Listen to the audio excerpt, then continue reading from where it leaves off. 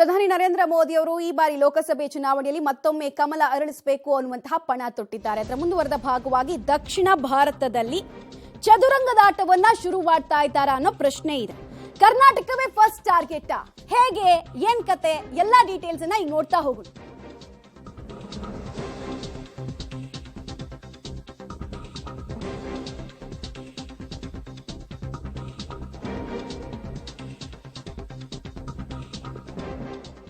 ಜನವರಿ 19ನೇ ತಾರೀಕು ಕರ್ನಾಟಕಕ್ಕೆ ಮೋದಿ ಅವರು ಪ್ರವಾಸವನ್ನ ಕೈಗೊಳ್ತಾ ಇದ್ದಾರೆ. ರಾಮ ಮಂದಿರ ಲೋಕಾರ್ಪಣೆಗೂ ಮುನ್ನವೇ ಕರ್ನಾಟಕಕ್ಕೆ ಮೋದಿ ಅವರು ಬರ್ತಾ ಇರೋದ್ರಿಂದ ಸಹಜವಾಗಿ ಪೊಲಿಟಿಕಲಿ ಇದ್ಯಾವ ರೀತಿ ಪಿಚ್ ಅನ್ನ ರೆಡಿ ಮಾಡುತ್ತೆ ಬಿಜೆಪಿಗೆ ಅನ್ನುವಂತಹ ಕುತೂಹಲ ಇದೆ.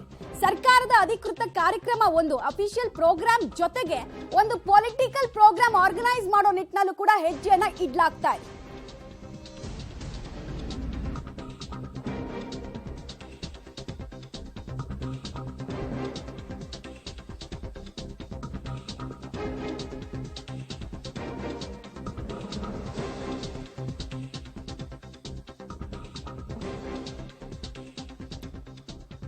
ಬಂಡೀಪುರದಲ್ಲಿ ಆದಿವಾಸಿಗಳ ಜೊತೆಗೆ ಸಂವಾದ ನಡೆಸೋದಕ್ಕೆ ಪ್ಲಾನ್ ಅನ್ನ ಕೂಡ ತೆರೆಮರೆಯಲ್ಲಿ ಮಾಡಲಾಗ್ತಾ ಇದೆಯಂತೆ. ರಾಜ್ಯ ಬಿಜೆಪಿಯಿಂದ ತುರ್ತಾಗಿ ವರದಿ ಸಲ್ಲಿಸುವಂತೆ ಬಿಜೆಪಿ ಹೈಕಮಾಂಡ್ ಕೇಳಿದೆ. ಏನ್ ವರದಿ ಅಂತ ಕೇಳಿದ್ರೆ, ರಾಜ್ಯದ ಪೂರಕ ವಾತಾವರಣದ ವರದಿಯನ್ನ ಕೈಗಿಟ್ರೆ ಮೋದಿ ಅವರು ಸಂವಾದವನ್ನ ನಡೆಸುವಂತಹ ಸಾಧ್ಯತೆ ಇದೆ. ಇತ್ತೀಚೆಗಷ್ಟೇ ಲಕ್ಷದ್ವೀಪ ಪ್ರವಾಸವನ್ನು ಕೈಗೊಂಡಿದ್ರು. ನಂತರ ಕೇರಳ ಇದೆ, ಆಮೇಲೆ ಕರ್ನಾಟಕ ಕೂಡ ಇದೆ. ಜೊತೆಗೆ ಜನವರಿ 19ನೇ ತಾರೀಕು ತಮಿಳುನಾಡು ಪ್ರವಾಸವನ್ನ ಕೂಡ ಮೋದಿ ಅವರು ಕೈಗೊಳ್ಳಿಕ್ಕಿದ್ದಾರೆ. ಡೀಟೇಲ್ಸ್ ಕೊಡ್ತಾರೆ, ನೇರ ಸಂಪರ್ಕದಲ್ಲಿ ಜಾಯ್ನ್ ಆಗ್ತಾ ಇದ್ದಾರೆ ಮಸೂದ್. ರಾಮ ಮಂದಿರ ಅನ್ನುವಂತಹ ಗುಡ್ ವಿಲ್ ಈಗಾಗಲೇ ಬಿಜೆಪಿಗಿದೆ. ಇಂಥ ಸಂದರ್ಭದಲ್ಲಿ ಕರ್ನಾಟಕಕ್ಕೆ ಪ್ರಧಾನಿ ನರೇಂದ್ರ ಮೋದಿ ಅವರು ಬರ್ತಾ ಇರೋದ್ರಿಂದ ಏನೇನ್ ಲೆಕ್ಕಾಚಾರಗಳು ಪೊಲಿಟಿಕಲಿ ಆಗ್ಲಿಕ್ಕಿದೆ, ಸಂವಾದ ನಡೆಯುವಂತಹ ವಿಚಾರದಲ್ಲಿ ಆಲ್ಮೋಸ್ಟ್ ಕನ್ಫರ್ಮ್ ಅನ್ನುವಂತಹ ವಿಚಾರನ ಏನೇನ್ ಮಾಹಿತಿ ಕೊಡ್ತೀರಾ? ಮಮತಾ, ಈ ಬಾರಿ ದಕ್ಷಿಣ ಭಾರತದ ಮೇಲೆ ಸ್ಪೆಷಲ್ ಆದಂತಹ ಒಂದು ಫೋಕಸ್ ಅನ್ನು ಬಿಜೆಪಿ ಹೈಕಮಾಂಡ್ ಇಟ್ಕೊಂಡಿರುವಂಥದ್ದು. ಆ ಹಿನ್ನೆಲೆಯಲ್ಲೇ ರಾಮ ಮಂದಿರ ಉದ್ಘಾಟನೆಗೂ ಮುಂಚೆ ದಕ್ಷಿಣ ಭಾರತದ ಪ್ರಮುಖ ರಾಜ್ಯಗಳ ಪ್ರವಾಸವನ್ನು ಪ್ರಧಾನಿ ಮೋದಿ ಅವರು ಮಾಡ್ತಾ ಇದ್ದಾರೆ. ಈಗಾಗಲೇ ಲಕ್ಷದ್ವೀಪಕ್ಕೆ ಬಂದು ಹೋದ್ರು.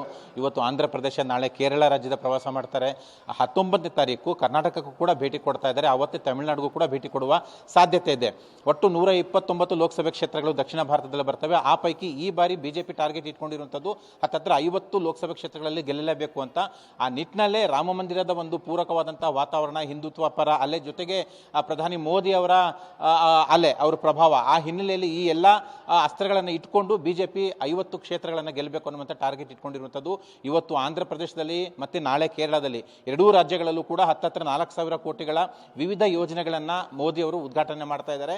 ಇನ್ನು 19ನೇ ತಾರೀಕು ಬೆಂಗಳೂರಿನ BIETC ಬಾಹ್ಯಾಕಾಶ ತಂತ್ರಜ್ಞಾನ ಸಂಬಂಧಪಟ್ಟಂತಹ ಕೇಂದ್ರ, ಅದು ಆ ಒಂದು ಕೇಂದ್ರಕ್ಕೆ ಭೇಟಿ ಕೊಡ್ತಾ ಇದ್ದಾರೆ. ಆ ಮೂಲಕ ದಕ್ಷಿಣ ಭಾರತದ ಲೋಕಸಭೆ ಕ್ಷೇತ್ರಗಳನ್ನು ಗೆಲ್ಲಬೇಕು, ಎಷ್ಟಾಗುತ್ತೋ ಅಷ್ಟು ಅನ್ನುವಂಥ ಒಂದು ಟಾರ್ಗೆಟ್ ಅನ್ನು ಇಟ್ಕೊಂಡು ಮೋದಿ ಅವರು ಬರ್ತಾ ಇರುವಂಥದ್ದು. ರಾಮ ಮಂದಿರ ಪ್ರಾಣ ಪ್ರತಿಷ್ಠಾಪನೆ ಮುಂಚೆಯೇ ದಕ್ಷಿಣ ಭಾರತದ ಮೇಲೆ ಫೋಕಸ್ ಮಾಡ್ತಾ ಇದ್ದಾರೆ. ಅಂದರೆ ದಕ್ಷಿಣ ಭಾರತದ ಲೋಕಸಭೆ ಕ್ಷೇತ್ರಗಳನ್ನು ಗೆಲ್ಲಲೇಬೇಕು ಅನ್ನುವಂಥ ಪಣ ತೊಟ್ಟಿರುವಂಥದ್ದು. ಮತ್ತೆ ಆ ಒಂದು ಛಲ ಈ ಬಾರಿ ಹೈಕಮಾಂಡ್ ಬಿಜೆಪಿ, ಕೇಂದ್ರದ ಬಿಜೆಪಿಯಲ್ಲಿ ಕಾಣಿಸ್ತಾ ಇದೆ. ಆ ಹಿನ್ನೆಲೆಯಲ್ಲೇ ಎಲ್ಲ ತಂತ್ರಗಾರಿಕೆಯ ಪೂರಕವಾಗಿ ಈ ಒಂದು ಭೇಟಿ ಮಾಡ್ತಾ ಇರುವಂಥದ್ದು. ಕರ್ನಾಟಕದ ಭೇಟಿ ಇದು 2ನೇ ಬಾರಿ ಭೇಟಿ. ವಿಧಾನಸಭೆ ಚುನಾವಣೆ ನಂತರ 19ನೇ ತಾರೀಕು ಬರ್ತಾ ಇರುವಂಥದ್ದು. ಅವತ್ತು ಒಂದು 2-3 ಪ್ರೋಗ್ರಾಮ್ ಇಟ್ಕೋಬೇಕು ಅನ್ನುವಂಥ ಚಿಂತನೆ ನಡೀತಾ ಇದೆ. ಬಿಜೆಪಿಯಲ್ಲೂ ಕೂಡ ಅವ್ರನ್ನ ಭರ್ಜರಿಯಾಗಿ ಸ್ವಾಗತ ಮಾಡಬೇಕು ಅನ್ನುವಂಥ ಚರ್ಚೆಗಳು ನಡೀತಾ ಇದ್ದಾವೆ. ಇನ್ನೂ ಕೂಡ ಅಧಿಕೃತವಾದಂತಹ ಮಾಹಿತಿ ರಾಜ್ಯ ಬಿಜೆಪಿಗಾಗಲಿ ರಾಜ್ಯ ಪೊಲೀಸ್ ಇಲಾಖೆಗಾಗಲಿ ಇನ್ನೂ ತಲುಪಿಲ್ಲ. ಅದು ತಲುಪಿದ ನಂತರ ಯಾವೆಲ್ಲ ಕಾರ್ಯಕ್ರಮ ಇಟ್ಕೋಬೇಕು ಅನ್ನುವಂಥ ಚರ್ಚೆ ನಡೀತಾ ಇದೆ. ಜೊತೆಗೆ ಬಂಡೀಪುರದಲ್ಲಿ ಆದಿವಾಸಿ ಅವರ ಜೊತೆನೂ ಕೂಡ ಮೋದಿ ಅವರು ಸಂವಾದ ಮಾಡ್ತಾರೆ ಅನ್ನುವಂತಹ ಪ್ರಾಥಮಿಕ ಹಂತದ ಮಾಹಿತಿಗಳು ಬರ್ತಾ ಇದ್ದಾವೆ. ಇನ್ನೂ ಕೂಡ ಅದು ಕೂಡ ಅಧಿಕೃತ ಆಗಬೇಕು. ಜೊತೆಗೆ ಬಿಜೆಪಿ ವಾತಾವರಣ ಯಾವ ರೀತಿ ಇದೆ ಕರ್ನಾಟಕದಲ್ಲಿ ಬಿಜೆಪಿ ಪರ, ಆ ಒಂದು ವರದಿ ಕೂಡ ಕೇಂದ್ರದ ಹೈಕಮಾಂಡ್ ಕೇಳಿದೆ. ಆ ಹಿನ್ನೆಲೆಯಲ್ಲಿ ಆ ವರದಿ ಕೂಡ ತಯಾರಿಸಿ ಇವತ್ತು ಸಂಜೆ ಅಥವಾ ನಾಳೆ ಕಳಿಸ್ಕೊಡುವ ಕೆಲಸ ಕೂಡ ಆಗುತ್ತೆ.